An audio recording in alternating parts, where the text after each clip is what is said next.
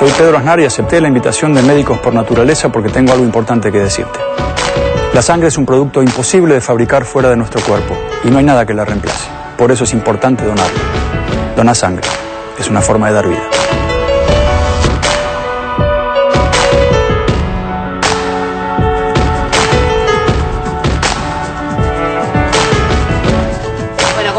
También son seres humanos, uno se ríe del rollo del otro, digamos, esto quiero que lo sepan, es una realidad. En los cortes ellos se van tirando la pelota uno al otro. Pero ahora toca el turno de hablar de cuáles son las cardiopatías más comunes que podemos tener todos o no. Sí y no, dependiendo de los factores de riesgo en principio. Okay. A ver, cardiopatías o miocardiopatías nosotros le decimos a enfermedades del músculo cardíaco, ¿sí? Hay diferentes tipos de cardiopatías. La más común, que en realidad no es una miocardiopatía, es la cardiopatía coronaria, que se enferma las arterias del corazón, la persona se infarta, se dilata el corazón y todo eso genera problemáticas vinculadas a esto. Hay otro tipo de cardiopatías, como puede ser la hipertrófica o la dilatada, que finalmente van a tener alguna problemática de síntomas, a veces parecidos, a veces no. ¿Qué voy con esto? El principal problema, que es lo que puede llevar a trasplante, es lo que llamamos cardiopatía dilatada, que puede venir de un infarto o puede venir porque un día el corazón tiene un problema cardíaco en el músculo y se empezó a dilatar y se dilató y se dilató. Si el director pone... Es el agrandamiento del corazón. Si el director pone las dos radiografías que vemos, van a ver, esa es una radiografía común. Una persona que tiene un corazón, la parte blanca es el corazón y lo negro son los pulmones. Fíjense... ¿Qué abajo que está el corazón? Sí, está apoyado en el diafragma. Está apoyado en el diafragma. Y fíjense cómo tiene un tamaño, digamos, normal. Fíjense la siguiente radiografía. Vamos a ver la otra, si se puede poner. Van a ver que el corazón está muchísimo más dilatado. Miren eso. Ah, es impresionante. ¿Ven la diferencia? Ese corazón que está ahí está totalmente dilatado y agrandado. Los pulmones, digamos, están bien en este caso, pero eso significa que el corazón se dilató. Eso es un determinante pronóstico. Es decir, que nosotros en cardiología decimos, buen pronóstico, mal pronóstico, muchas veces cómo está ese corazón. De si está dilatado o no está dilatado. Ese corazón puede dilatarse por un infarto o puede dilatarse por hipertensión arterial de larga data no controlada, sí, o puede dilatarse por que tiene un problema propio del corazón. Ese es un tipo de cardiopatía. Hay otro tipo de cardiopatía que es menos frecuente, que es la cardiopatía hipertrófica, sí, que la van a recordar porque generalmente cuando hay una muerte súbita de algún deportista... Sí, de deportista o no, porque uno hoy por hoy se entera de personas, de hombres de 40 años que jugando al fútbol sí, se mueren. La mayoría de las muertes súbitas vinculadas a personas mayores a 40 y pico de años son por causa coronaria, son muertes súbitas por arterias tapadas. Pero en el caso de los deportistas jóvenes, habitualmente es una alteración estructural del músculo cardíaco que no está dilatado el corazón, pero está más gruesa la pared, ¿sí?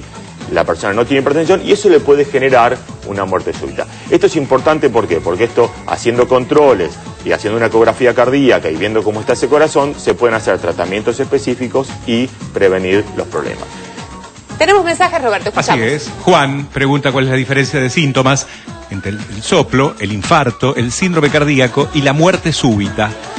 Bueno, a ver, habitualmente, el tema es así, el soplo habitualmente no da síntomas. Claro. ¿De acuerdo? Es un ruido que escuchamos cuando ponemos el estetoscopio, ¿sí? Que es el ruido que hace la sangre cuando pasa por las válvulas del corazón. Okay. El infarto habitualmente es un dolor de pecho opresivo que puede irradiarse a cuello, a los brazos o a la espalda. En las mujeres puede ser un poco atípico y, digamos, eso sí es un síntoma cardíaco. La muerte súbita significa muerte de causa cardíaca dentro de la primera hora de empezados los síntomas, con lo cual el síntoma es la muerte.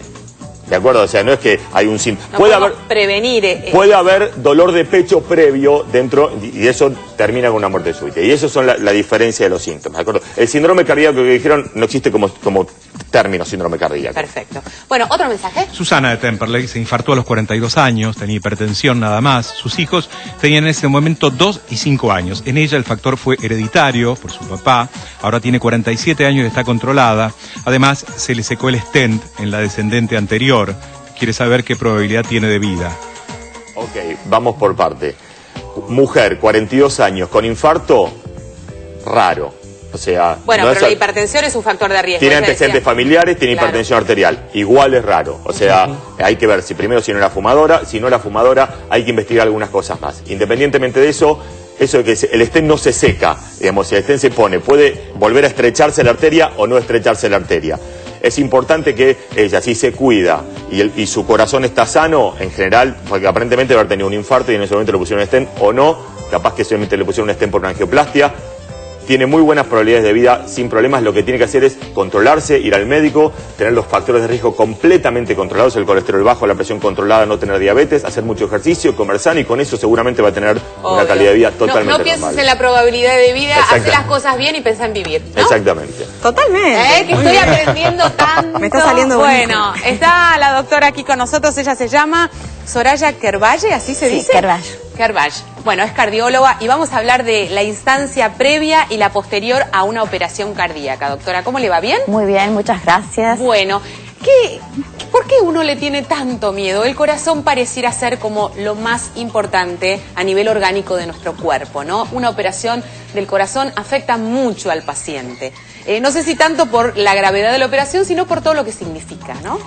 Sí, realmente cuando a una persona se le indica o se le dice primero que está enferma del corazón, ya provoca un impacto, ¿no?, psicológico. Y si más aún vamos a decirle que se va a intervenir del corazón, es probablemente un hecho muy traumático e invalidante en muchos pacientes, por lo cual desde el comienzo ya hay que intervenir agresivamente en forma multifactorial o multidisciplinaria, como decimos todos. Y creo que esto es ya una temática mundial, ¿no? Abordar al paciente en forma integral. Y bueno, desde un principio abordar a la familia, porque va a ser el eje, la red de contención, más allá del profesional. Entonces es importante explicarle al paciente claramente lo que le va a pasar, porque esto va a evitar mucho mayor miedo y que el paciente tenga una convalecencia más exitosa. Puede esperar lo que viene y de esa manera exactamente. Prepararse. Cuando uno conoce lo que sabe, no le tiene tanto miedo. Eso es un factor muy importante. Y además porque la gente está muy informada, o sea que uno realmente tiene que hablar más claramente y en forma adulta y más libre. En principio, cuando una persona va a ser sometida lo más frecuentemente, que es un bypass, una cirugía de bypass aortocoronario, tiene que preparar al paciente, tanto en lo físico como en lo psíquico. Para eso, bueno, tiene que realizarse lo que se llama un prequirúrgico, con todos los análisis que correspondan y que el médico solicite, y luego debe venir lo que se llama el posoperatorio, y ahí es muy importante. Pregunta fundamental, porque hay como también una fantasía sobre después de una operación al corazón voy a ser una persona distinta. Uno es una persona distinta por aquellos cuidados que pueden modificar radicalmente nuestra vida, o en realidad es una persona distinta porque toma conciencia que todo aquello que había realizado antes no alcanzaba o no estaba bien. Yo creo que depende de la personalidad del paciente fundamentalmente, y obviamente del grado y severidad de la patología y de cómo le haya ido al paciente.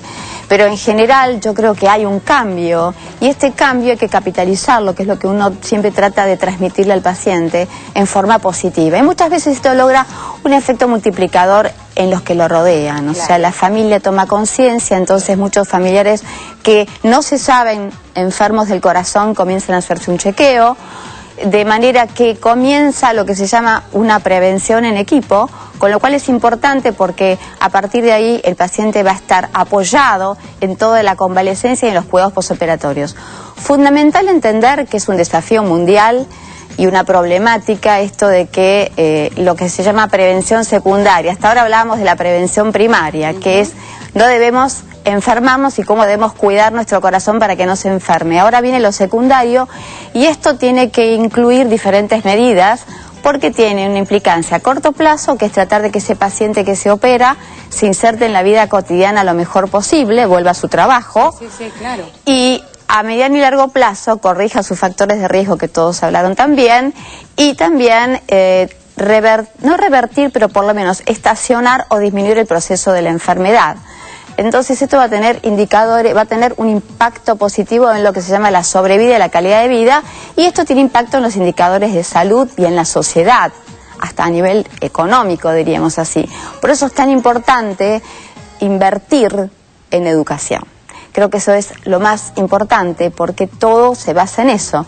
Educamos para prevenir, para no enfermarnos, y educamos para no volver a enfermarnos y para no discapacitarnos. Claro, porque no da lo mismo tener, porque también hay como un círculo vicioso, ¿no? La posibilidad de que existan hoy por hoy distintas herramientas a través de la medicina y de la ciencia que evitan riesgos de nuestro corazón, como es el stent, el bypass, etcétera, etcétera, hace que muchas personas vuelvan a las mismas condiciones que antes. Entonces es como que no se llega a la conciencia absoluta de que esto hay que modificarlo. Por eso es importante educar desde el primer día de la internación del paciente que se opera, abordarlo junto con un equipo multidisciplinario. Nosotros trabajamos, yo coordino un programa de educación para la prevención y rehabilitación, con lo cual abordo al paciente a todos los pacientes que se operan o que van a ser sometidos a una angioplastia o que sufrieron un infarto de miocardio, con lo cual generalmente un enfermero es la persona que aborda al paciente y a la familia, le explica el programa y lo ingresa a un plan de prevención y rehabilitación. O sea, está más que acostumbrada a recibir pacientes con ataques de pánico desesperados porque tienen que ser intervenidos. Y bueno, sí, ahí uno tiene que identificar los grupos de riesgo y por eso es muy importante la actuación del equipo de psicología y que esto trabaje en forma integral. Estábamos hablando de la mujer hace un rato y decíamos que es importante identificar la depresión, por ejemplo. Obvio. Las mujeres en general son personas que adhieren menos a los tratamientos de prevención y rehabilitación, con lo cual... Tenemos que hacer una pausa, doctora. ¿Se queda? Porque, pausa. Pausa, ya venimos. No se vaya. ¿Sabías que es muy común sentir latidos irregulares del corazón en algún momento de la vida? Muchas veces estos episodios llamados arritmias son inofensivos, pero no conviene descuidarse, pues estas alteraciones del ritmo cardíaco pueden ser indicio de alguna enfermedad e incluso resultar fatales. Y aunque mañana